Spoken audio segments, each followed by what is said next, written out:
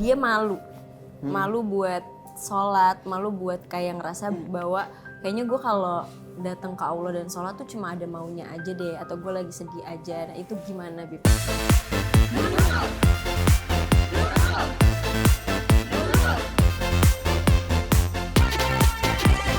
Ini apaan? Dapet apaan, Bo? Ya Allah, serem banget. Apaan? Nomor gue dijadiin jaminan pinjol. Kamu pacar lo? Lagi-lagi. Kan udah dibilang. bukan sama laki. Putusin. Bayarin TV lagi. Bukan dong, masa TV mulu? Ya kan pinjol kan Sekarang bisa masih di TV. sentral. Ya. Orang kaya lu bayarin orang kaya. Apaan? Saudara gue jadi nomor gue pinjol. Kok kenapa sedih begini sih, Bo? Hidup lu, Bo. Terlalu dibekep, mati gue ini mau mati. Gak apa-apa ya. It's fine. Gini tuh ini gak sih, dalam Islam boleh kagak sih? Jadi nomor orang pinjol itu kan etikanya. Lagi-lagi gue harus nelfon temen gue nih. Masya Allah, Kok temen lu temen lu lagi. mulu yang bener Yang nih? orang penting itu semuanya temen lu, Mi. Elon Mas ya? Elon Mas temen Enggak, lu. itu terlalu susah dihubungin. Lo tunggu di sini aja. Albert Einstein. Bukan. Terus siapa? Najwa Mbak? Shihab. Sabar, udah tunggu aja. Oke, Ya, oke. Iya. Aku jemput dulu Dadah, ya. dadah. Kamu tunggu sini ya. Silakan. Nanti Salim. Ya. Ya, ayo, bentar ya. Latihan saling dulu. Ternyata aku telepon aja. Oh, telepon aja. Kamu mau telepon, mau pakai HP aku? Saya nggak jemput. Iya. Iya. Pakai Iya. telepon kamu aja saya. Apa nomornya? Apa aku nih? Iya, Ih, ternyata kita udah janjian kan? Halo, sekalian berantakan udah kan? Katanya mau jemput, katanya mau telepon. Udahlah saya dari Sandi di sana. Ini gue baru pertama kali loh ke podcast The Penguin ini. Ada penguin. Mentang-mentang kita hitam putih ini. Oh, udah. Saya mau klarifikasi dulu boleh? Boleh. Izin klarifikasi, saya bukan temannya Umi. Itu cuman gimmick. Itu gimmick aja. Soalnya dia kalau temennya saya bisa lebih. Jangan Bisa lebih dites ya, apa, Beb. Beb? Saya takut. Jangan deh, Beb. Selamat datang, Habib. Assalamualaikum. Assalamualaikum. Java. Iya. Selamat datang di kajian Denurul. Iya. Tapi kita ada pertanyaan langsung, ini nggak apa-apa ya, Iya. Beb, ya? Oh boleh. Jadi dari Haram sih. Belum. Belum, Bib. Kayaknya dari yang nanya kayaknya haram. Kayaknya. jadi takut tahu. Iya. Sungkan, jadi sungkan. Sungkan. Sirin emang sungkan. Siren kali. Tuh, siren deh. Ayo dong nanya dong. Iya, sebentar. Ini kan mau tanya dari tadi habisnya potong. Iya, harus sabar. Iya, Masya Allah. Ini dia. Lagian kalau nggak nanya-nanya mah Masya Allah. udah lama duduk di sini. Iya sayang dong. Tanya Ali. Tanya ya, Betul. Ali. Ini. Tahu nggak yang paling mulia dalam Islam? Masya Allah. Apa Itu sih? waktu. Benar. Waktu luang itu rezeki. Iya. Jadi jangan dibuang-buang Jangan untuk hal-hal dibuang-buang, seperti Masya ini. Allah. Betul. Gini, Beb, bisa baca itu nggak? Tolong. Langsung aja deh, kita baca. Jadi, Boa ini ceritanya dijadiin jaminan pinjol sama saudaranya tadi katanya ya.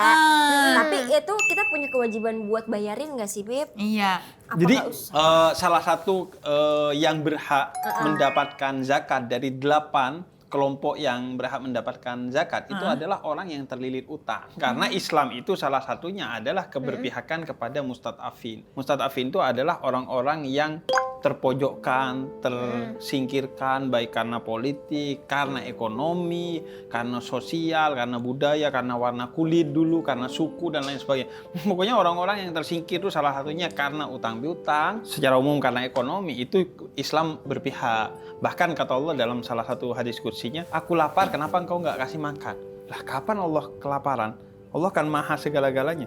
Maksudnya Allah bersama orang-orang yang kelaparan. Termasuk orang-orang yang terlilit utang. Baik itu utang langsung maupun pinjaman online. Karena pinjaman online itu kan cuma skemanya aja. Nah, dan kata Nabi Muhammad, siapa yang membayarkan atau memudahkan utang orang lain, maka Allah akan urus urusannya di akhirat nanti.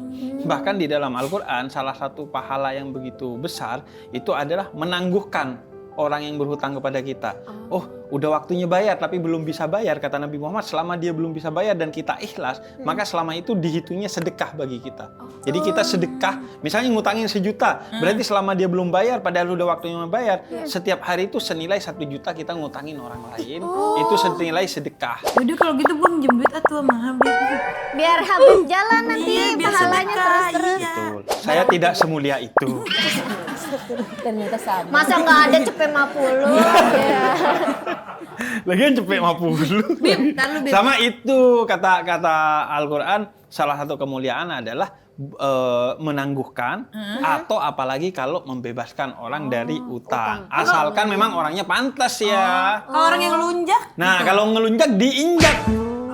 Benar. Egonya maksudnya diinjak. Orangnya nggak boleh. Enggak. Gua mah Jadi- udah gedek banget. Makanya seharusnya kepada orang yang meminjam kepada kita, Ya. itu tugas kita juga memberikan pendidikan. Salah satunya pertama pendidikan finansial. Bahwa gak apa-apa utang asalkan untuk hal-hal yang produktif ya. Jangan buat hal-hal yang konsumtif, apalagi untuk flexing. Bib, tapi kalau misalkan saya amit-amit misalnya minjem duit tapi nggak bisa bayar, itu kan jadi ngerepotin keluarga saudara. Itu saya dosa nggak? Berdosa nggak?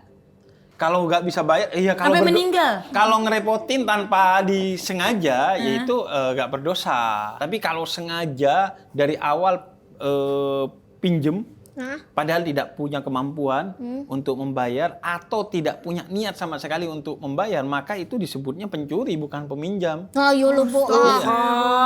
Makanya Misalkan. kata Nabi Muhammad, siapa yang pinjam duit dengan niat untuk mengembalikan, maka Allah akan bantu untuk mengembalikannya. Jika dengan niat untuk tidak mengembalikan dari awal atau abai dari awal, maka Allah akan merusak dirinya. Artinya segala sesuatu kan dalam Islam itu tergantung pada niatnya. Bahkan kata Nabi Muhammad, orang yang berhutang itu rohnya nanti digantung sama Allah. Aduh, rohnya doang kan? Iya. Enggak fisik. Fisiknya kan udah gak ada. Iya. Kita mah, bayangin kita hubungan aja digantung nggak enak. Itu jangan mah, sampai ya. Bib. Ini rohnya digantung. Iya. Betul. Tapi kalau roh tuh ngerasain sakit ya, Bib ya? Wah, lebih parah. Iya. Oh iya. Kayak gini aja deh, sakit gigi sama sakit hati. Sakit Sakit hati. Heeh, benar-benar. Hati lah, Mi. Mau Tapi- jadi sebar-sebar.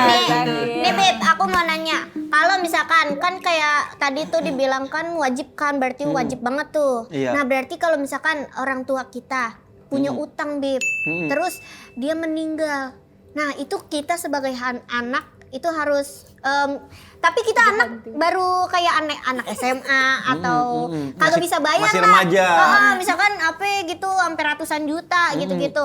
Nah, itu kita kudu bagaimana tuh, Beb? Buat Ini pertanyaan atau curhatan? Enggak apa-apa. Orang Iya, tua gue tenang masih aja. pada hidup. Masih pada hidup.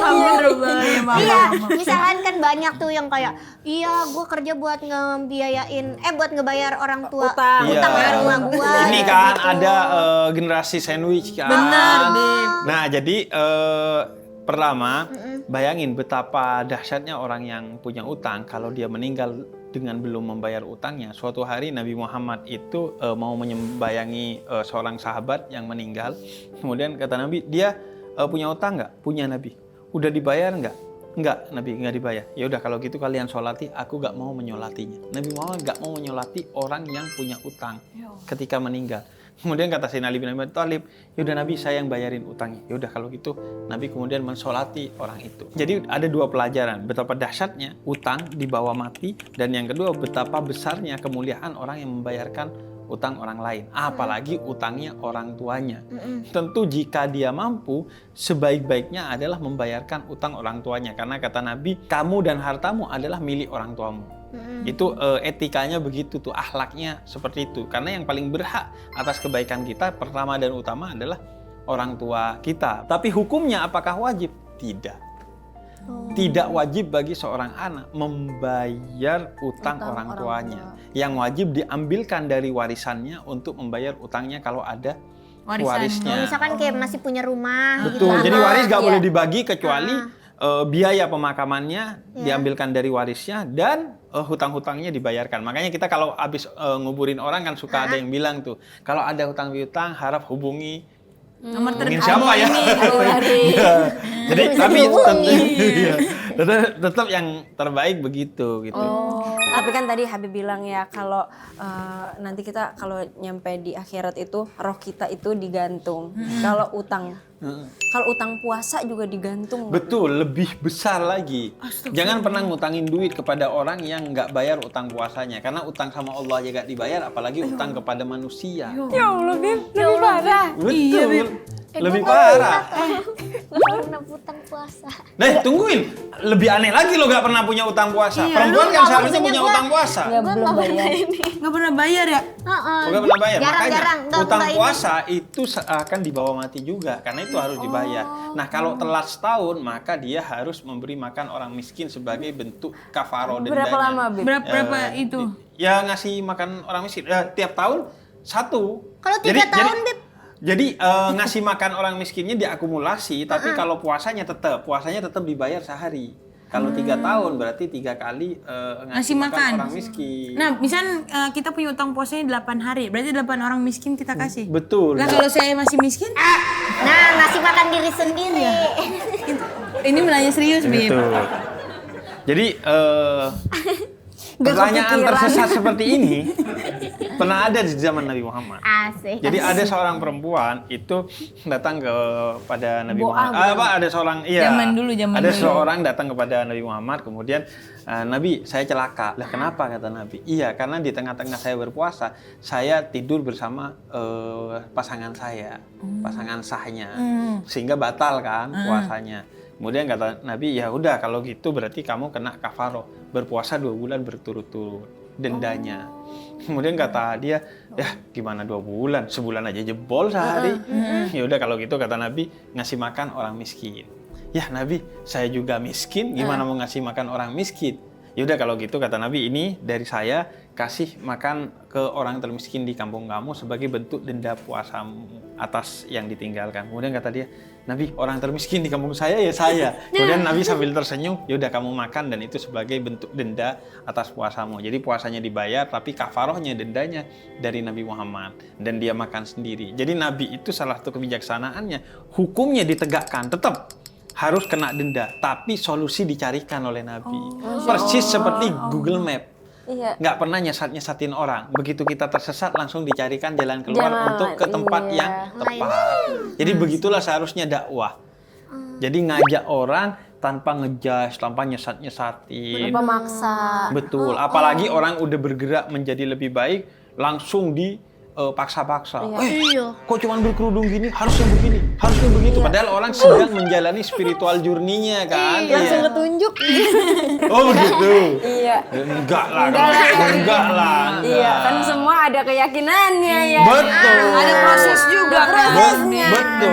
Contoh doang misalnya, kamu tuh udah dibuat cantik oleh Allah, Ya Allah. diselamatkan dari laki-laki yang toksik, dibikin rezekinya lancar, masih belum mendekat kepada Allah dengan kerudung yang baik, dengan sholat yang baik, dengan ibadah yang baik. Contoh, misal ya. Misal. Contoh kan? Iya, misal. Udah Allah karuniai ibu yang baik, yang selalu. Contohnya nunjuk Bib. Enggak. Aku kalau ngomong contoh ini, nah gini aja nih. Udah gini, kamu sudah dikaruniai seorang Nah, ibu yang baik yang selalu iya. mengantarkan kamu ke Nah, iya. lokasi syuting, yang Tapi selalu tangannya ke arah menemani sini kamu. terus. Yang nemenin ibunya nemenin syuting saya itu terlalu mencontoh. Enggak, terlalu baper aja mungkin. Saya perasa kali ya. Bib. Iya. Semoga dapat hidayah deh. Oh iya, hidayah itu satu akar kata dengan hadiah. Ketika memberikan hidayah kepada orang lain seperti memberi hadiah, harus dengan cara yang baik-baik, Iya. yang menyenangkan. Iya, iya. Masya Allah. Semoga dibukain di ajaran. Buat kita langsung masuk segmen benar atau salah. Oke. Oke, saatnya kita masuk ke segmen benar atau salah Habib. Jadi nanti host The Nurul membacakan pertanyaan dari Fishball. Lalu Habib Jafar coba jawab benar atau salah. Habib juga kemudian memberikan penjelasan. Dari aku ya. Cupang beli di mana, Bu? Nggak ada cupang, Bib. Ya, bukan Ini. cupang. Iya. Bukan. Nih, bikin Insta story lagi di masjid setelah sholat sepertiga malam dengan caption Alhamdulillah berkah. Itu bisa membatalkan pahala sholat tahajudnya, benar atau salah? Membatalkan tidak, tapi bisa menambah pahalanya atau mengurangi pahalanya tergantung kepada niatnya. Seringkali orang yang flexing karena ibadahnya itu bukan karena dia yang riya, tapi kita aja yang ngelihatnya dengan iri. Bukan riya tapi iri. Mau tanya Bib, misalkan kalau kita umroh gitu, terus kita kayak pengen, kan yang namanya sosial media kan juga sebagai platform kita sendiri kan, atau galeri kita sendiri gitu. Kita pengen ngabadiin itu sendiri di sosmed kita. Terus kita upload tentang umroh gitu, itu nggak apa-apa nggak sih Bib? Nggak Karena apa-apa. kebanyakan orang tuh lo terlalu Jadi ini tergantung kepada niatnya. Kalau niatnya kamu ingin menyombongkan diri, Iya. ingin merendahkan orang lain, ingin flexing ibadahnya, maka itu akan mengurangi pahala ibadah kamu, bahkan bisa menghanguskan, bahkan bisa berdosa atas riya itu. Tapi kalau niatnya justru sesuatu yang positif agar memotivasi orang lain untuk ikutan umroh, memotivasi orang lain untuk ikutan sholat tahajud, memotivasi orang lain untuk ikutan menjadi lebih baik, maka itu justru disebutnya tahaddus bin nikmah, mensyukuri nikmat Allah dan sedekah ngajak orang untuk ikut menjadi baik melalui konten itu, justru itu pahala yang begitu besar. Masya Allah. Kalau orang pengen ikut umroh kan jadinya juga Betul, makanya kata Al-Quran intubdus sadaqati fani'imahiyya. Kalau kamu mempertunjukkan kebaikanmu, boleh aja dan itu baik. asal niatnya. Tapi kalau kamu sekiranya gak kuat, pasti akhirnya kamu merasa sombong, merasa riak dengan itu, maka menyembunyikannya itu jauh lebih baik. Jadi umroh dikontenin gak apa-apa. Bahkan kadang kan kalau memang itu menjadi pekerjaan kita, maka itu justru wajib dikontenin kan. Kadang kan kita umrohnya misalnya bekerja sama dengan travel. Lanjut nih Beb. Nih. Sering overthinking dan galau di jam 2 pagi itu adalah tanda orang tersebut kurang iman. Benar atau salah? Bisa jadi iya, bisa jadi enggak. Tergantung overthinkingnya dan galaunya itu karena apa. Kalau karena masalah mental, berarti justru jangan bawa-bawa berarti lo kurang iman. Justru bisa jadi judge yang seperti itu akan memperburuk kondisi mentalnya dan itu dosa bagi kita. Karena itu agama bisa jadi solusi masalah mental, tapi bisa jadi justru sebab masalah mental. Kenapa tuh, Bu? Karena dijudge pakai agama. Oh, lu kurang iman, lu begini. Malah makin hilang ya? Betul, maka malah bikin trauma karena agama, bahkan naudzubillah trauma pada agamanya. Dan tidak sedikit aku menghadapi orang-orang yang seperti itu. Yang dia sebenarnya bukan orang yang jahat, tapi karena dijahatin sama orang lain akhirnya dia jauh dari agama. Kayak Dan- Joker ya? Betul. Iya. Kayak Joker.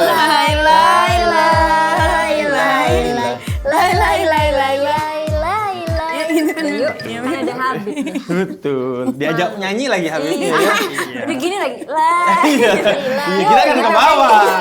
Habibnya jangan nyanyi Ke ikutan. bawah. Mari kita netralisir dengan sholatullah. Salamullah ala Taha Rasulillah.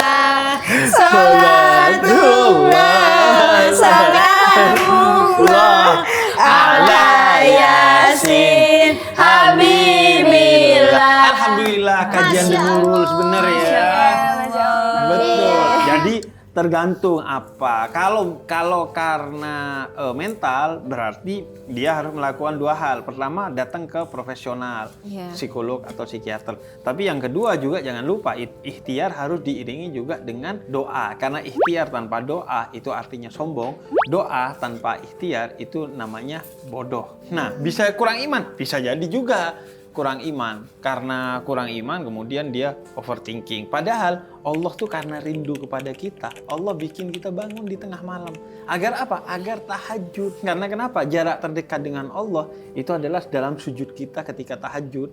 Dan waktu terdekat dengan Allah itu di sepertiga malam. Jadi Allah bangunin agar kita tahajud. Bib, tapi saya malas tahajud. Ya udah, ketika dibangunin oleh Allah, padahal nggak ada alarm, tapi tiba-tiba bangun, Bib saya malas untuk tahajud. Ya udah, wudhu aja. Wudhu Nggak doang. usah sholat deh, wudhu dulu. Bib, kalau kena air wudhu kan jadi seger. Ya udah, bangun baca sholawat, baca zikir, minimal tidur lagi gitu. Yang penting kita melakukan ibadah insya Allah nanti Allah akan bimbing kita menjadi berwudu dan menjadi sholat tahajud. Sholat tahajudnya juga bisa tambah sholat sunnah ini dan lain sebagainya. Kalau jam 2 belum tidur, sepertiga malam belum tidur. Iya, langsung sholat Ya, tahajud. tetap kalau sholat tahajud kan secara umum pendapat yang kuat menyebutkan dia harus tidur dulu. Kalau nggak tidur ya bisa sholat malam yang lainnya atau bisa ngaji, Istihoroh, kalau istihoroh boleh. istikharah, atau melakukan hal-hal positif yang juga bernilai ibadah tapi seolah-olah ini bukan ibadah. Misalnya ya baca buku, nulis buku, kemudian memikirkan apa yang baik untuk kita pikirkan gitu. Produktif gitu ya. Iya, hal-hal produktif. Karena kan kalau di tengah malam kan lebih mudah kita untuk produktif karena suasananya kan damai, suasananya tenang ya. hening dan lain sebagainya. Next Udah, dah. kita next ya. Lanjut dah. Posting lagi liburan atau beli barang mahal pakai caption Masya Allah tabarakallah bisa menghindari kita dari penyakit ain. Iya, betul. Tapi tergantung ya, kalau niatnya sombong kemudian dibungkus pakai agama, itulah dosa yang paling mengerikan. Dosa ditutup-tutup pakai agama, pakai Masya Allah, Tabarakallah, padahal captionnya adalah flexing dan sombong. Jadi membawa-bawa Allah untuk menutupi dosa kita, itu sesuatu yang paling mengerikan. Tapi kalau niatnya untuk menghindarkan dari ain, betul. Cara menghindarkan dari ain itu adalah membentengi kita dengan nama-nama Allah, dengan menyebut nama Allah itu sebagai benteng agar orang yang ain itu tidak bisa mencelakai kita. Bib, tapi aku mau tanya. Tadi kan ngomongin masalah tentang iman ya. Ini kayak di sekitaranku dan mungkin ya di sekitaranku tuh lagi merasakan banyak hal kayak gini. Kayak mereka itu malu untuk sholat, makanya jadi udah nggak sholat nih, kayak udah lama banget, sebulan nggak sholat, 2 bulan nggak sholat. Tapi kalau ditanya kenapa, kalau percaya tetap percaya adanya Allah gitu. Tapi kayak dia malu buat sholat, malu buat kayak ngerasa bahwa kayaknya gue kalau datang ke Allah dan sholat tuh cuma ada maunya aja deh, atau gue lagi sedih aja. Nah itu gimana, Bib? Iya, di Al-Quran juga dikatakan, wahai orang yang berlebih-lebihan dalam melakukan dosa, jangan pernah malu, apalagi putus asa untuk datang kepadaku. Karena aku selalu membuka diri untuk engkau datang. Aku di sini menunggu, bertobatlah kepadaku, aku akan hilangkan semua dosamu. Dan setelah itu mungkin kau akan pergi, berlaku dosa lagi, dan aku tetap di sini menunggu kamu untuk kembali bertobat kepadaku. Masya Allah. Allah gak pernah ninggalin kita. Kita yang sedang melupakan Allah, meninggalkan Allah. Ada tukang cukur, ketika dia sedang mencukur, kemudian kata tukang cukur ini, Allah itu gak ada. Buktinya apa? Buktinya banyak orang jahat, padahal Allah maha baik. Kemudian setelah cukur, orang yang cukur tadi datang lagi, setelah keluar bawa orang gondrong. Tukang cukur gak ada. Lah, gue tukang cukur, lu dicukur sama gue. Ini buktinya ada orang gondrong. Ya dia karena gak ke tukang cukur, sama. Allah ada. Tapi kenapa banyak orang yang buruk di sana? Karena dia gak datang kepada Allah. Allah gak kemana-mana. Allah selalu dekat. Allah nunggu kita. Allah selalu cinta kepada kita. Tapi kita cinta gak sama Allah? Dan ingat, salah satu ujiannya ketika kita datang kepada Allah adalah rasa malu itu sendiri. Sehingga itu disimbolkan oleh Allah dengan bau mulut orang yang berpuasa. Kata Nabi Muhammad, bau mulut orang yang puasa itu justru wangi di hadapan Allah. Tapi di hadapan sama manusia, itu bau. Pasti orang bilang, mulut lo bau. Itulah ujiannya orang menjadi baik. Akan dikatain sama orang lain. Dibilang sok alim, sok keren lo. Sholat hari gini masih sedekah. Mau kemana lo ke Ka'bah? Mending ke Korea. Koreanya Korea Utara lagi. Masuk Jadi lagi di air mata saya. Iya. Bib udah menetes air Betul. matanya. Tapi Allah selalu di sini, di hati kita, nungguin kita sampai kapanpun. Allah akan menunggu kita untuk kembali. Umi dari tadi meneteskan air mata ternyata. Sangat terhunyu Aku dia. merasa aku mendapat perasaan itu setelah umroh pertama. Jadi kayak aku ngerasa hidupku tuh hancur banget sebelum umroh. Terus hancur sehancur-hancurnya manusia aku ngerasanya. Terus kayaknya nggak ada kesempatan buat aku bisa balik ke Allah deh kayaknya gitu. Karena malu. Betul. Tapi balik, terus kita sebagai manusia kan pasti banyak mintanya ya Bib gitu. Tapi baiknya adalah Allah kasih semua permintaan itu gitu. Allah kasih jawabannya after umroh yang walaupun jawabannya itu sangat menyakitkan kita sebagai manusia. Tapi itu mungkin baik dari Allah ke kita. Itu yang aku rasain pada saat itu. Dan begitulah kan obat. selalu pahit rasanya kan? Iya. Iya kan? Bener, Tapi bener. menyembuhkan. Tapi menyembuhkan. Karena gini, Allah itu sang pemilik waktu. Tapi Allah adalah zat yang paling sering tidak kita kasih waktu. Allah minta waktu, kata Allah sabar, bentar lagi ada yang indah. Kita gak mau. Nggak mau. Sabar, bentar lagi dikabulkan doanya. Kita gak mau. Bukankah film itu justru menjadi indah karena plot twist di akhirnya kan? Kita gak mau nungguin plot twistnya Allah nih. Baru mulai ceritanya udah, mana ya Allah? Hidup kok gini-gini aja ya Allah. Kata Allah sabar. Kan yang ngasih waktu lo gua. Kenapa gua gak dikasih waktu sih? Baru doa kemarin, udah ya Allah, doa saya yang kemarin ya belum terkabul masih kayaknya. Santai, sabar, kasih waktu kepada Allah untuk kemudian Allah menjalankan semuanya. Masa minta rezeki tiba-tiba mau diturunin hujan duit, ya tunggu. Jangan. Sabar. belum lagi asa antakrahu syai'an wa huwa khairun lakum. Bisa jadi apa yang kamu benci, kata Al-Quran, adalah yang terbaik untuk kamu. Kita gak ngasih waktu untuk diri kita mikir, kenapa saya minta sukses kok Allah malah kasih begini ya? Oh ternyata begini begitu. Nggak ngasih waktu tuh untuk itu tuh kan. Kalau semua keinginanmu ditunaikan oleh Allah, maka kamu akan lupa caranya berusaha dan berdoa. Lagian kan, ini yang lebih parah. Kita protes karena doa kita tidak cepat terkabul. Bukankah Allah juga tidak segera menyiksa kita atas dosa-dosa kita? Emang kita gibah sekarang langsung Allah kasih ujian, langsung Allah kasih siksaan? Kan enggak. Allah juga menunda. Kalau bisa sampai gak disiksa kita, nunggu kita bertaubat. Sebagaimana Allah tidak menyegerakan siksaan atas dosa kita, Allah juga tidak menyegerakan pengabulan atas doa kita karena semuanya butuh waktu. Beb, tapi kan tadi kan ngomongin soal cita-cita, keinginan. Kita kan nih di usia-usia kita nih, teman-teman kita pada nikah, Beb. Ya semoga kita dimudahkan juga rezeki. Amin. Buat ke arah sana Dimudahkan berumah dengan tangga. jodohnya. Nah, kita mau bertanya, Beb, gimana sih, Beb, tipsnya buat nyari suami yang bisa baik gitu buat kita, laki-laki yang baik Iya, untuk Beb. 3 perempuan ini. Dijauhkan Oke. dari cowok bingung, Beb. Jauh bingung. Iya. Kita Cowok juga mau kondo, Egois. Gaslighting. gaslighting. Langsung rame curhat semua nih. Bohong-bohongin. Betul. Utangnya banyak. Suka main cewek. Betul. Suka marah-marah. Betul, suka BO. Astagfirullah. Bisa itu diem nggak kan. udah deh? Selesai, udah saya paham udah pertanyaannya. Beb caranya. Iya, jadi gini.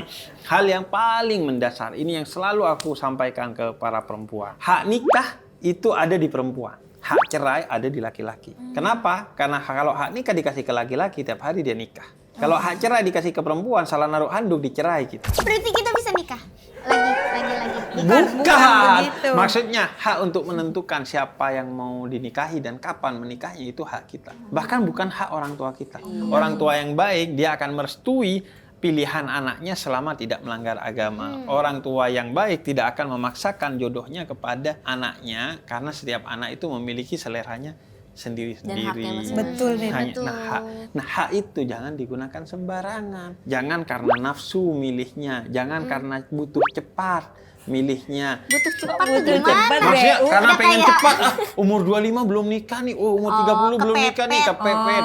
Ayo harus cepat. Jadi menikah bukan karena orang lain, bukan karena cepet-cepetan, bukan karena nafsu. Nikah itu karena pilihan diri sendiri, berbasis kepada hati, dan di waktu yang tepat, bukan di waktu yang cepat. Karena nikah itu adalah ibadah terbesar. Terpanjang ya, Beb. Ibadah terpanjang, ibadah seumur hidup. Jadi salah memilih pasangan sejak saat itu, ibadah kamu hancur, hidup kamu hancur. Astagfirullah. Jangan sampai. Nauzubillah ya Allah. Kalau Nauzubillah. kalau kata TikTok, jangan salah pasangan nanti sesat. Ada Habib loh ini. Ada Habib. Ada Habib. Ayo, ada. Beb. Ini ya, Beb. Nanti Kalau ses- dia Balas ikut. Balas Makanya milihnya itu dengan 4 pertimbangan akal, puncaknya 1 pertimbangan hati. 4 yang diajarkan oleh Nabi Muhammad. Yang pertama dan utama, dinuha, agamanya, akhlaknya. Dia baik apa enggak? Iya, benar itu. Betul. Kemudian yang kedua, jamaluha, ketampanannya. itu Tampan benar. enggak? Betul. Harus itu, Betul. Beb. Ada seorang perempuan datang kepada Nabi Muhammad. Nabi, suami saya baik. Tapi saya pengen cerai. Kenapa? Soalnya suami saya jelek. Boleh nggak? Boleh. Masa kata Nabi. gitu baru sadar pas udah Boleh. nikah ya? Iya, kan dia baru akhirnya ngeh gitu kan. Iya.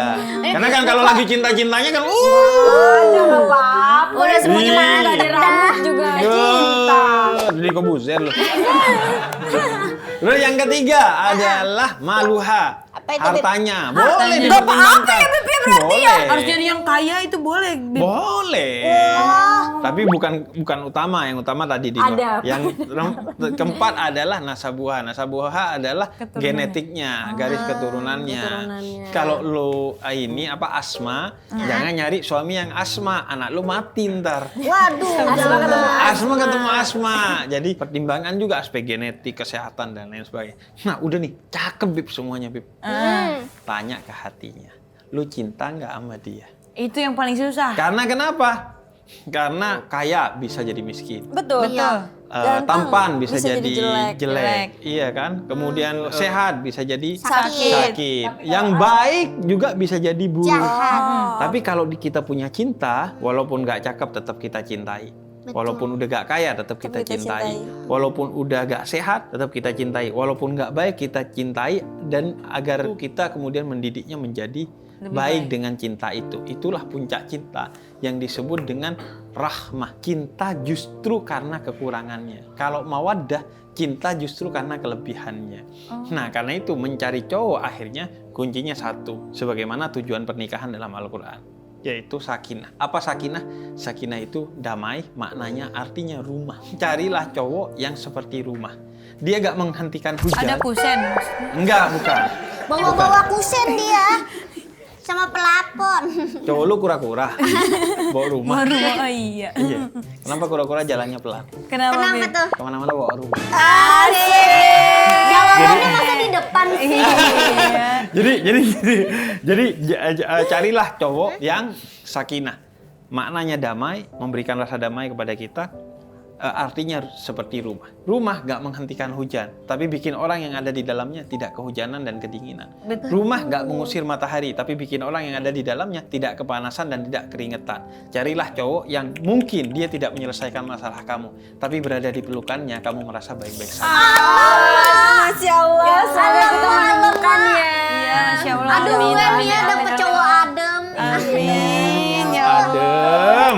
Tapi yang jelas kalau bisa cari yang persamaannya banyak. Karena beda volume AC aja bisa bikin ribet. Bener. Enggak. Lampu mati sama nyala aja udah jadi berantem. Ribut banget itu. Karena itu Apalagi kalau beda server. Aduh, Patah hati yang dipersiapkan. aduh. Udah tahu ujungnya gimana ya. Iya. Beb, terima kasih ya, Beb. Terima kasih. Gak kerasa loh, Beb. Betul. Saya kerasa sih duduk sama kalian. Si Habib mah agak gitu.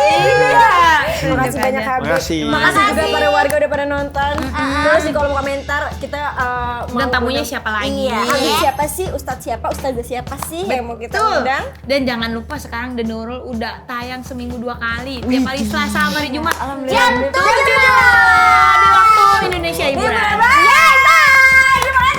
Terima kasih. Pernah pura-pura sakit biar nggak ikut event? Pernah gak? Aku kasih tahu ya guys ya. Aku kasih tahu ke kalian ya guys ya. Ada. Udah. Des. Apa? Gue kangen deh jadi member JKT. Comeback mau gak sih? Kenapa?